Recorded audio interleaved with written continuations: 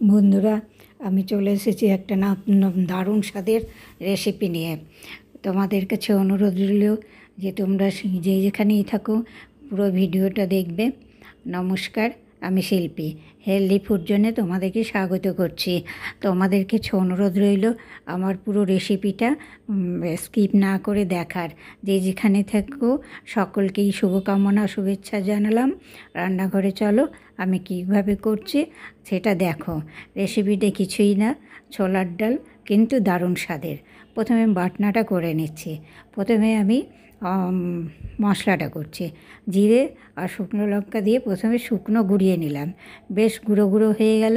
এইবার আমি দিয়ে দিলাম আদা, কাঁচা লঙ্কা আর একটু জল দিয়ে ভালো করে পেস্ট করে নিলাম।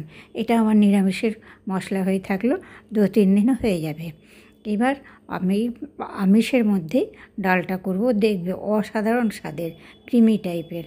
দিলাম একটু পরিনের টুকরো, দিলাম একটা রসুনের কোয়া, আর 4-5টা কাঁচা লঙ্কা কুচি, আর একটু পেঁয়াজ কুচি আর টমেটো দিয়ে আমি ক্রিমি পেস্টটা করে নিলাম। পেস্টের মধ্যে দেখো ক্রিমি ভাব আছে।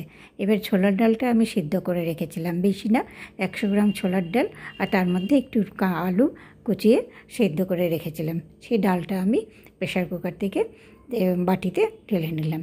কড়াই বসিয়ে দিয়েছি, কড়াই গরম হয়ে গেছে, কড়াইয়ে দিয়ে দিলাম সর্ষের তেল। আমি কিন্তু খুব বেশি পরিমাণে তেল দেবো না। দেখো, আমি 2টো তেজপাতা দিলাম, শুকনো লঙ্কা দিলাম, আর দিয়ে দিলাম একটু গোটা জিরে ফোড়ন। আমি কিন্তু এখন কোনো গোটা গরম মশলা বা কিছু দিচ্ছি না। এর মধ্যে আমি সেই যে রসুন, আদা, রসুন, পেঁয়াজ পেস্ট করে রেখেছিলাম, এই ক্রিমি পেস্ট, তারই কিছুটা অংশ দিয়ে দিলাম। দিয়ে এটাকে নাড়িয়ে নিলাম। নাড়িয়ে নিয়ে এর মধ্যে আমি জিরে আর আদার যে পেস্টটা করে রেখেছি, শুকনো লঙ্কা, সেই পেস্টটা আমি একটু দিয়ে দিলাম। দিয়ে ভালো করে কষিয়ে নেব। তো তোমাদের কাছে অনুরোধ রইল, তোমরা প্লিজ এই রকম করে একবার অন্তত করে দেখো। আমি যে পাশে এসে করছি, খেয়ে দেখবে, বাড়ির সকলে আঙুল চেটে খাবে আর বারবার এই ধরনেরই করতে বলবে। এর মধ্যে পরিমাণ মতো লবণ আর পরিমাণ মতো হলুদ দিয়ে দিলাম, আর একটু কাশ্মীরি লঙ্কার গুঁড়ো দিলাম কালারের জন্য।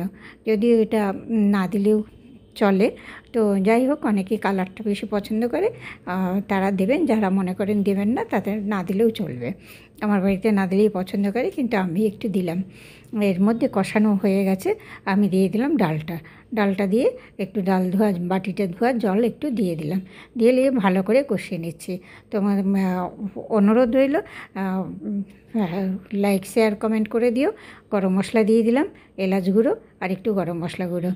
আর চ্যানেলটা সাবস্ক্রাইব করে পাশে থেকো। আমি নতুন নতুন ইউনিক ভিডিও তোমাদের কাছে শেয়ার করতে যেন পারি, আর তোমরা যেন সেটা দেখতে পাও। তোমাদের কাছে অনুরোধ রইল, চ্যানেলটা সাবস্ক্রাইব করে পাশে থেকো নতুন নতুন ভিডিও পাওয়ার জন্য। আমার ছোলার ডালটা হয়ে গেল। পুরো ভিডিওটি দেখার জন্য ধন্যবাদ। আজকের মতো শেষ করছি, পরের ভিডিওতে দেখা হবে। ধন্যবাদ।